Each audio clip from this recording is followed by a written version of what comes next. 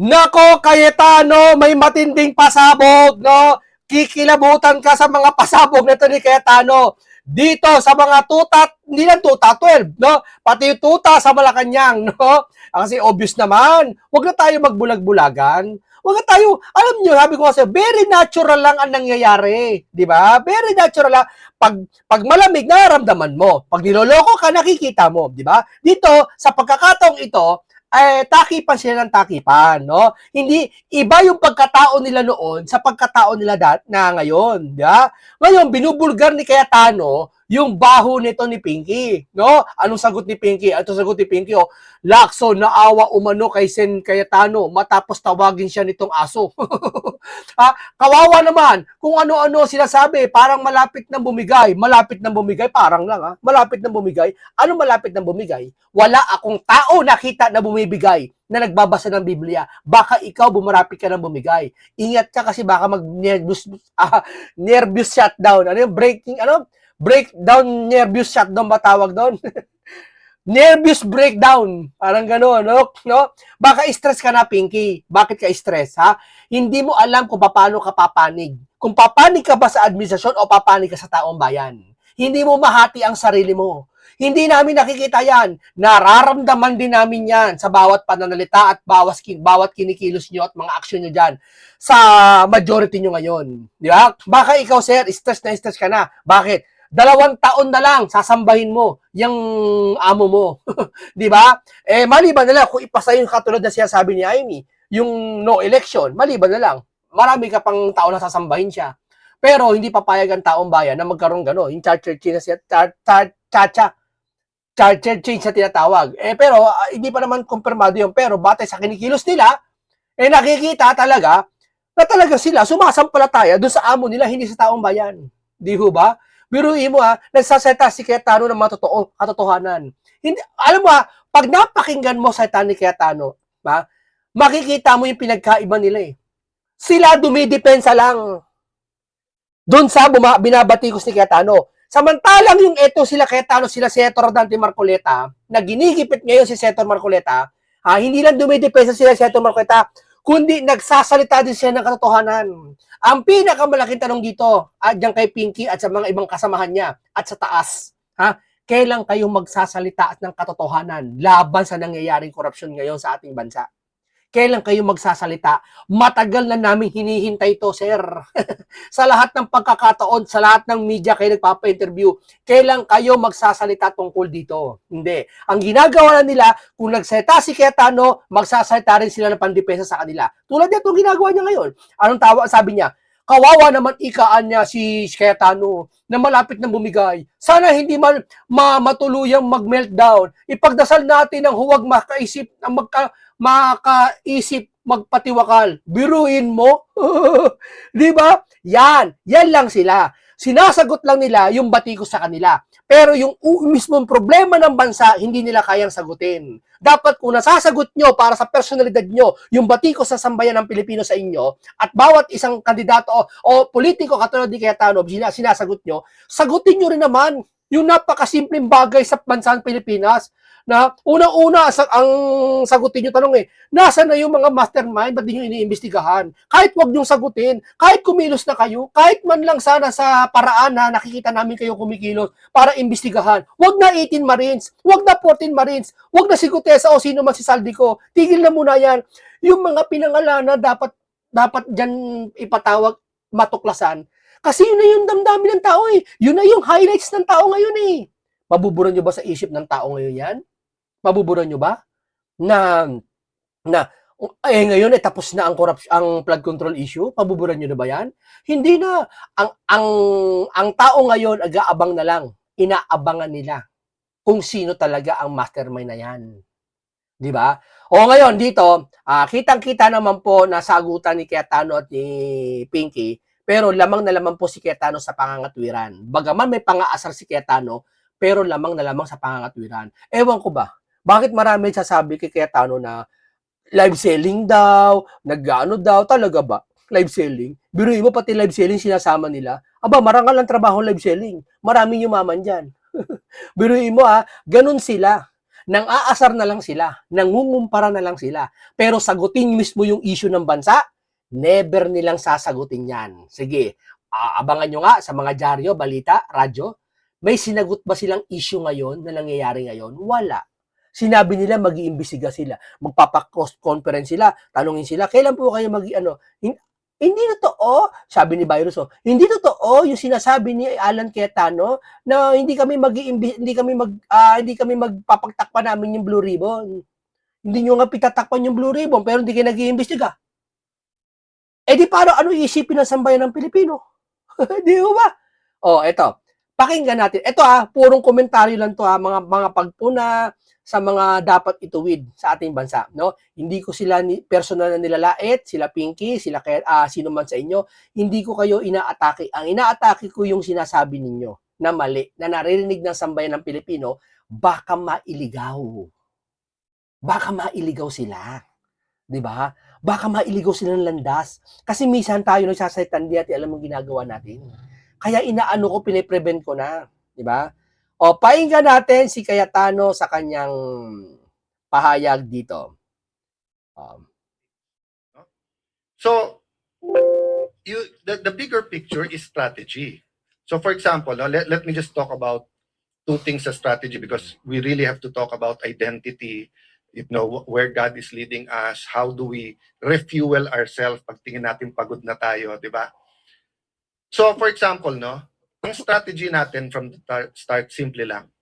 Kunin ang majority, kunin ang Senate presidency, gawin yung tama. Ganun lang simple. Gawin yung tama. Ano yung tatlong tama? Una, anong truth na naitatago?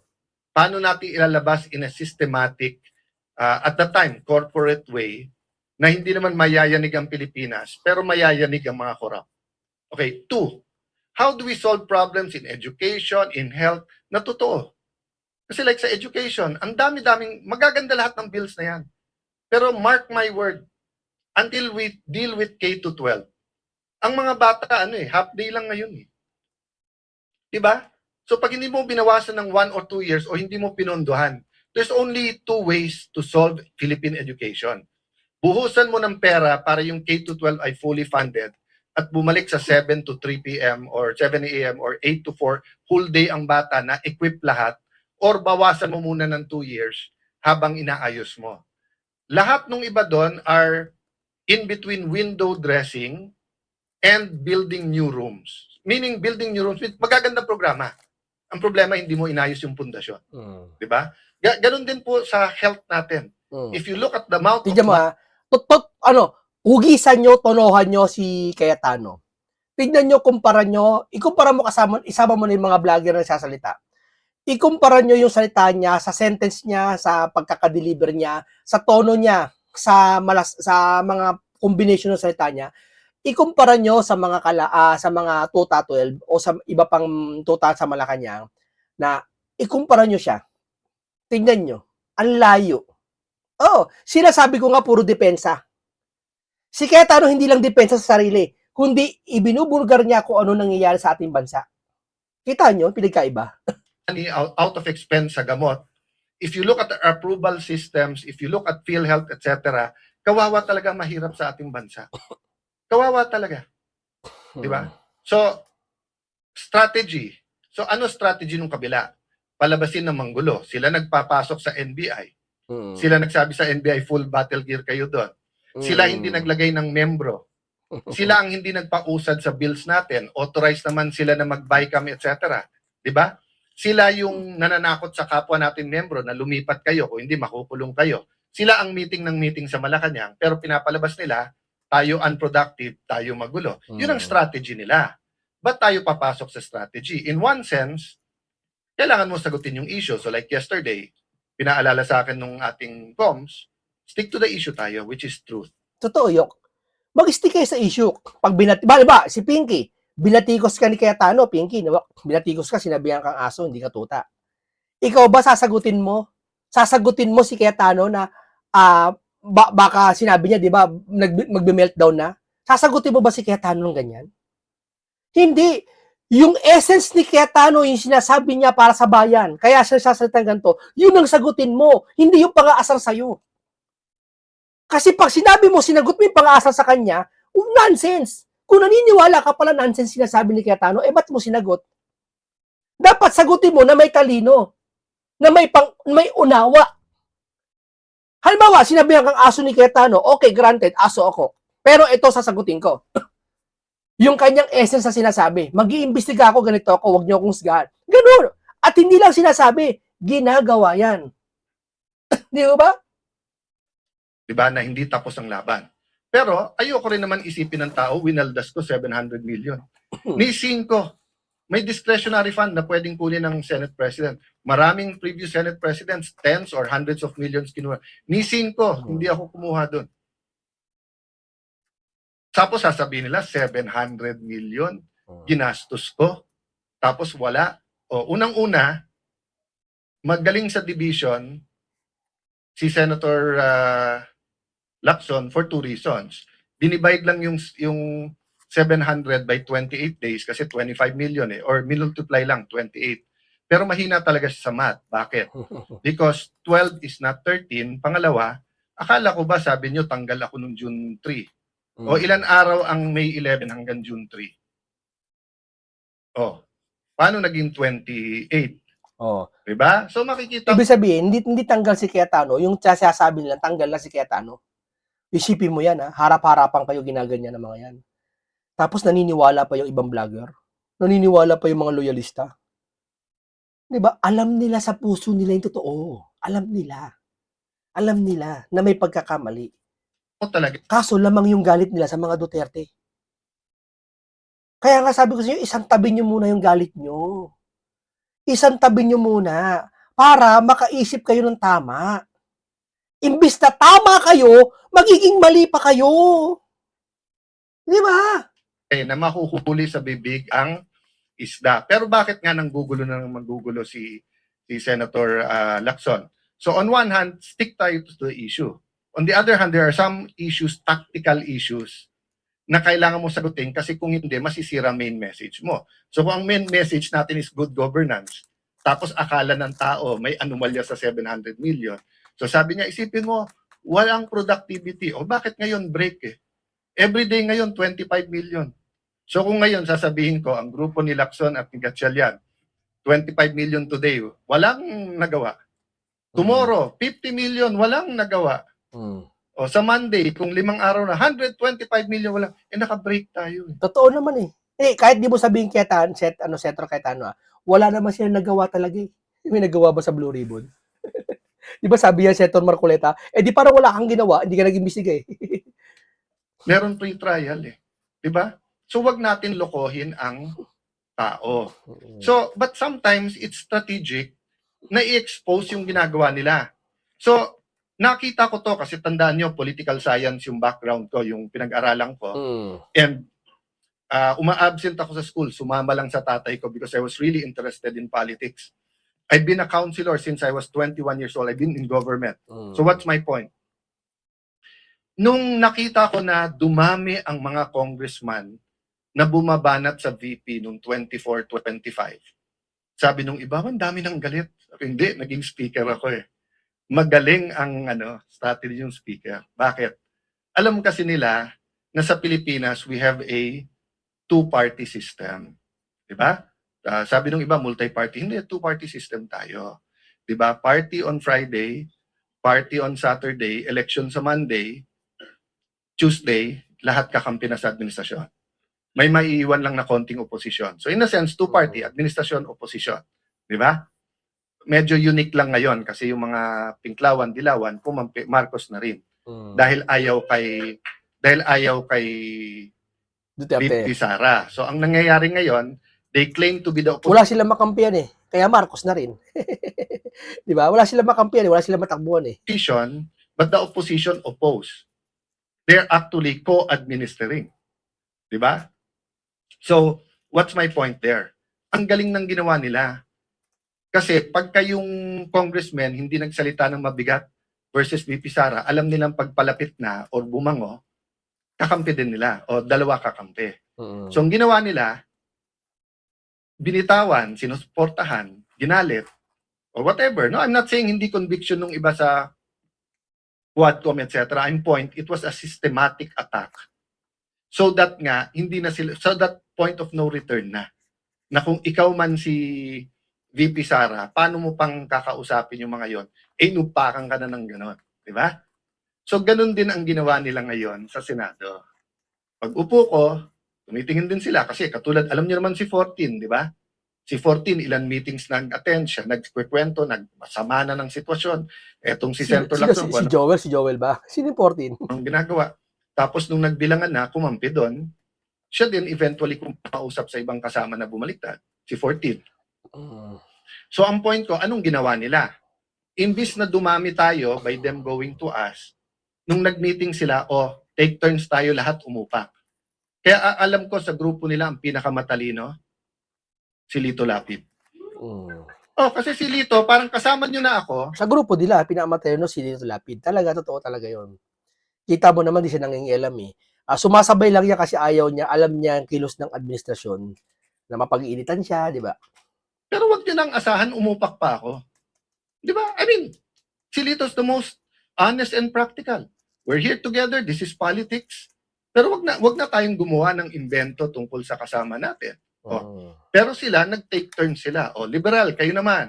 Rafi Tulfo, ikaw naman. But makikita mo yung diferensya nila eh. Sabi ni Rafi Tulfo, hindi daw sila Malacanang. In other words, hindi sila tuta. Yan ang maganda dyan, Okay. But doon mo makikita yung graduated din experience. Bakit? Kasi si Senator Tito Soto and Senator Rafi Tulfo, at least sila tuta ng Malacanang. Pero si Erwin Tulfo, tuta lang ni Lacson.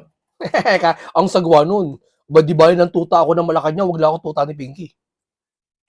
Di ba yun ang maging tuta ako ng Malacanang, proud pa ako. Malacanang yata yan. Di ba? Kaya tuta ka ni Pinky. Di ba? Sagwa nun. Hindi siya tuta ng Malacanang. Di ba? Kasi nga may hawak sa kanya si Senator Lacson na alam sa kanya. Yung sinabi niya na may 3 kumausap na wag pumirma. Unang-una, yung 2 kakampi na nila. Pangalawa, yung kakampi lang isa, nagsabi kay nakwento din sa akin yon. Sinabi kay Erwin, kami ang ginaganito ngayon. Ito ang hawak sa'yo. 1, 2, 3, 4, 5. Isang araw, ikaw gaganon. Kaya nung una, hindi rin pumirma si Erwin. So, yun ang mahirap sa Senado. 24 lang kami. Araw-araw kami nagkwekwentuhan. Minsan nagiinuman pa. Totoo yan. Nagkukwentuhan minsan sila sa mga dun sa session, pag may sabi sa naka-break na, okay, may okasyon, nagkikita-kita sila, magkukwentuhan yan eh.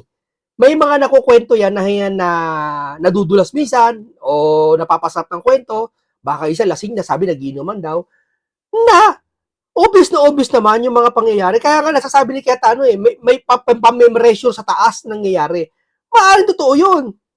At sa kanila din galing yun. At sa sitwasyong ito, si Pinky, may hawak dito kay Erwin na pwedeng may possible na may alam si Pinky kay Erich. At si Erich natatakot kay Pinky. Kaya walang magawa si Erich, kumampi kay Pinky. Kaya nasabi niya, tuta ni Pinky si Erich. So, ibig sabihin, Pinky, pwede niya ilaglag si Erwin anytime. Tama? Kundi sumunod. Yun ang pagkakaintindi ko ha. Kung magkwekwento kayo, ayusin nyo kwento nyo. Tama. Kasi alam ko rin yung kwento eh. Di ba? Magkwekwento kayo, bitin pa. Yung totoo. Erwin Tulfo, isa-isay natin hawak sa'yo. Gusto mo? Yung contractor na balik-balik sa office mo. Yung contractor sa party. Marami pang iba. Doon muna tayo. Marami pang iba. Di ba? Okay. So sabi nung iba, kung sasabihin mong tuta, ano si Senator Lacson? Hindi na po tuta si Senator Lacson, aso na po siya. Matagal na po matagal na eh.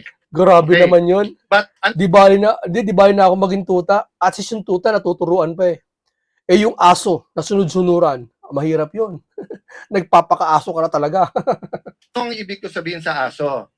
Anong klase? Iba-iba kasing klase ng aso. Yung kayo po, pagka may utos sa inyo, kayo ay nag-asikaso. Meaning you take care of it. Meron din pong aso-kaso. Ano yung aso-kaso? Tatahol yung aso, kakasuhan. So kung Totoo yan. Totoo yan. Oh. makikita nyo po makikita nyo, ang usual procedure, kaya may affidavit o wala, ang witness itetest mo, huwag mong pababasahin ng affidavit. Kasi baka hindi siya gumawa ng affidavit. Si Senator Lacson, binaliktad niya. Hindi, basahin mo na lang yung affidavit. Hindi, sandali, payagan mo muna ang DOJ, kunin yung witness, gagawin yung affidavit. Pagbalik, basahin mo yung affidavit. Hindi po yun ang sistema. Nasaan yung mga abogado na kahit kakampi nyo sa Pinklawan, yung mga dean ng law school, nakita nyo rin yan eh. Noon time na yun, hindi pa panahon magsalita. Kasi akala natin, tama yung pupuntahan. Hindi. It's selective justice and some of it's not justice. Yung iba doon invento. That's why naiintindihan ko yung sakit nung isa. Nasabi niya, inosente ako pa kakasuhan, plunder pa. Diba? Diba? Si Senator Marcoleta. Ginigipit, pati INC ginigipit. And, hindi man kabuuan, pero ginigipit nila. Biruin mo, napapakalat sila na papasukin daw yung lulusubin daw yung INC. Tapos, andun daw si Bato sa loob ng INC. Saan mo nabalitaan yun? Saan ka nakakita ng ganun? Eh kung sabihin namin dyan sa palasyo, nandyan sa loob si Bantag. Si Atong. Si Atong pala. Papayag ba kayo? Hindi papayag. Di ba? So I won't go there because I don't want to talk about that now. And pasensya na po kayo. Minsan pa kasi sa putikan yung away, so mapuputikan ka talaga, babato ka rin sa putik. But that doesn't mean as Christians, mag-iimbento tayo. We will use money, we will use PR, we will use etc. Di ba? So pasensya na po kayo kung minsan kailangan kong sagutin. Tactical yon. But going back to the strategic, ano ba ang ating trabaho ngayon? To reveal the truth. The truth about the problem in healthcare. How do people get their healthcare? So, pero habang nire-reveal natin, may balik yan So yesterday, in-inform tayo ng mga kaibigan natin sa DOH na tinanggal na daw tayo sa system. So hindi na daw tayo pwedeng mag-refer. Biruin mo, sa system DOJ, tinanggal ata sila. Pati ba naman doon, dadamay nyo? Pera nyo? Pera nyo? Pera namin yan. Kinonsulta nyo sa amin yan? Ng mga gagamutin sa iba't ibang ospital. That might be the price we have to pay. And we know, we don't have enough personal resources para ipagamot lahat. Pero, we have enough resources to hire buses. So kung by Monday o Tuesday, DOH, hindi kayo mag-ayos, ibubus ko lahat ng kamag-anak ng pasyente para mapirmahan nyo, para mapagamot yung mga pasyente. Lagot kayo ngayon. Babala ni Hindi, yan kasi yan si Pinky. Talagang yan nagpapakaaso talaga yan dyan sa Malacanang. Kasi hindi naman ako aatras eh. Di ba? May sakit sila, ang dami-dami yung pera, abroad ka ng abroad, Mr. Secretary. Picture ka ng picture kasama ng mga nasa vape. Di ba? Tapos, flu shots lang, hindi nyo mabid, hindi makasama. Tapos just because ang tingin mo, wala na ako ngayon sa paningin ng Malacanang, tatanggalin mo yung privilege namin. Senator Lacson, sir, yan na. sabi mo, hindi pwedeng gamitin ang AIX, hindi pwedeng gamitin ang tupad, hindi pwedeng gamitin ang MAIT sa politika, at hindi dapat nag-iipitan. Sir, nagsusumbong ako sa iyo. Kung hindi ako magsumbong sa iyo, magsusumbong ako sa Tulfo. Pero, hindi kay Erwin at hindi kay Rafi. Doon ako kay Ben magsusumbong kasi si Ben walang kontrata sa gobyerno eh. Tama. Di ba? Parang si Isko Moreno din magsalita no? Talagang mabunganga din talaga si Alan Cayetano, no?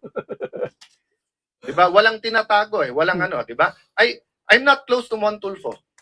I'm one of his punching bags, even during the time of Duterte time. Pero si Mon, wala rin kontrata sa gobyerno sa pag-alam ko. So I respect him. Even if he's not in favor of what I'm Tama yun. Yung sasabi na wala namang, nagsasalita yung mga tao na wala namang kontrata sa gobyerno. Okay lang, pagsalitain nyo. Kasi kagaya ko, ginagawa ko ngayon, ang ginagawa ko ngayon, nasa malayang pananalita tayo kasi nasa demokrasyang bansa tayo. Nasa konstitusyon ng bansang Pilipinas na magsalita tayo. Huwag tayo magbabanta, huwag tayo magmumura. Huwag tayo maghuhudyak ng kaguluhan, huwag ganun. Dito, sasalita tayo katulad nila. Kaya sila Ramon Tulfo magsalita, hindi kinakasuhan. Ay hindi ngayon pag nagsalita ang vlogger, kinakasuhan nila Nasaan ang malayang pananalita? Di ho ba? Ang dami niyan. Pinatatawag pa sa Quadcom dati. doing kahit tinitira niya ako. I also respect Ben, nakikita-kita ko, di ba? Pero si Erwin at si Rafi, paano ko rerespetuhin ko? Paano ko rerespetuhin? Di ba, alam ko kung sino kayo, anong ginagawa nyo, alam ko kung anong hawak sa inyo. Tapos aaraw-arawin nyo ako sa... May hawak si Pinky kay Erwin na alam ni Pinky. Kaya, ora mismo, ilalaglag ka Erwin ni Pinky. Diba? Pwede ilaglag niya si Pinky.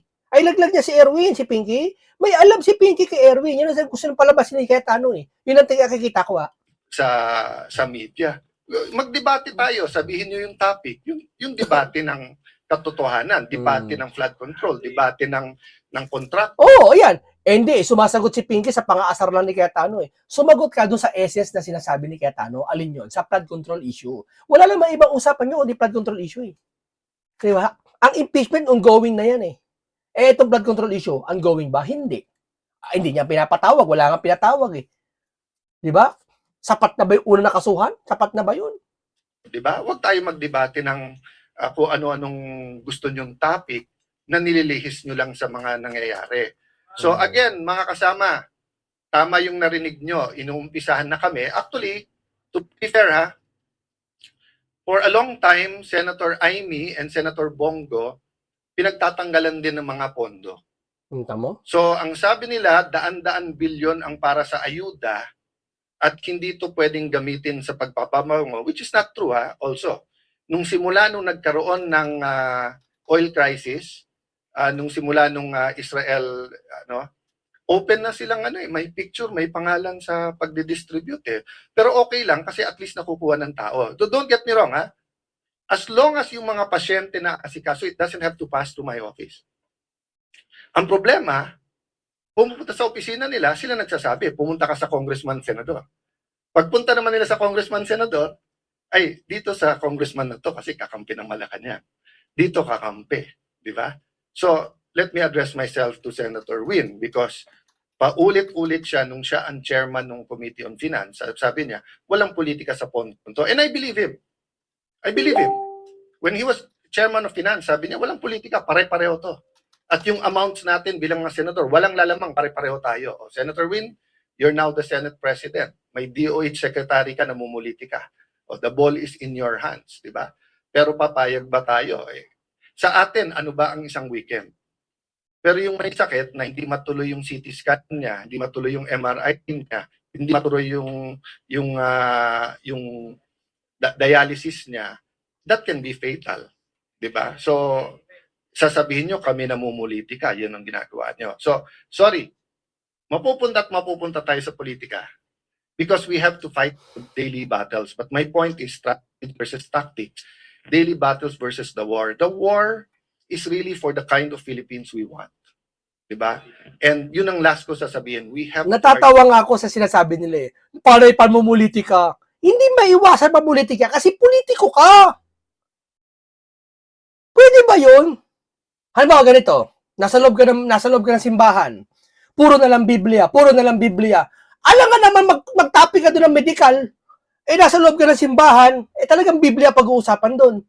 Dito sabihin mo, puro politika, politiko kang tao eh. Hindi maiwasan eh. Binabayaran tayo ng taong bayan. Ano man ang pwedeng gawin, talagang nasa politika tayo mundo, tanggapin nyo yun. Hindi yung pamumulitika alam niya. O ano naman kung pamumulitika alam niya. Lahat naman gusto maupo eh. Nandun na tayo, given na yun eh. Ang iniresolve ba yung problema ngayon, hindi yung kayo naman. That. We have to articulate. So yung mga men and women of God na nandito ngayon, na you will be speaking on those topics, pasensya na po kayo kung napunta ako sa daily battles. But that's what we're facing. And iba-iba tayo ng trabaho. May taga-fast, may taga-pray, may taga-encourage, may taga-luto, may taga-linis, di ba? So, we're all part of that giant puzzle that the Lord has put. But as long as we said, Lord, use me, Lord, send me, I think we'll be okay. So sa lahat na nagpre-pray for us, lahat ng nagtatrabaho for us, guys, kayo yung inner core. So don't lose faith. Some of you didn't sign up for this, but even if you didn't sign up for it, you had in your mind the kind of Philippines you want. So, di ba, yung balik tayo dun sa, Nakita nyo, buong buo yung paliwanag ni Cayetano. Himay-himay pero naintindihan. Ito yung totoo. na Lord, Sila, Same. nagsasalita ba sila? Hindi. Sabi nila, magtrabaho na lang tayo kaysa ganito. Katrabaho ka ng magulo Pilipinas. Payag ka. Di ba masarap magtrabaho pag inaayos muna ang gusto? mo ako, pinadalang kita ng helicopter, di ba? So, Hmm. in your mind, you probably had a different way. Di ba? So, kung tingin yung education yung problem, you're probably drafting a super good bill on education. Di ba? Or if you're talking about local government, baka nakadikit kayo sa pinakamagagaling na local government sa Metro Manila, dumikit kayo sa Taguig, sa Pasig, sa Manila, sa Quezon, whatever, di ba? Dumikit kayo sa Cebu, dumikit kayo sa Davao, sa Peace and Order, and you think that's the way. But his ways and his thoughts are not ours. Di ba? In the same way, let's not say na yung ginagawa natin, yun ang way ni Lord. Hindi. Tuloy-tuloy tayong nagdi-discern. But guys, ang point ko po, kung kayo'y nagdadasal for a new Philippines, a renewed Philippines, kayo nagdadasal for revival, it's here. It's here. So let's not only let's do more. Let's not only do more or work harder, let's work more intelligently. And wag natin pagpilitan ang ways natin. Day by day to. Every day pagtulog, Lord, thank you, wala pa kaming kaso. Thank you, Lord, may AX pa kami, wala lang MAIP. Thank you, Lord, nabuhay pa kami. Paggising sa umaga, ganun din. Diba? Hindi. Sila Pinky, walang ganyan. That's what walking by faith means. Hindi mo kita, pero alam mong dadating. Hindi natin nakikita yung klase ng Pilipinas na gusto natin. Pero sabi ng Panginoon, for I know the plans I have for you, plans to prosper you, not to harm you, plans to give you hope in a future. Good afternoon. Okay, maraming salamat po sa inyo. Nabusog naman kayo ng bagong kaalaman, komentaryong punong-puno ng karunungan. At ito ay isang talakayan na punong-puno ng makabuluhan talakayan, no? Isa ba sustansyang pag-uusap, no? At dito sana po ay marisolba, kung may magrarally man, isang mapayapa, at sana si Senator Marcoleta ay matagumpay sa kanyang gagawin at si Cayetano. Salamat na marami, paalam po sa inyong lahat.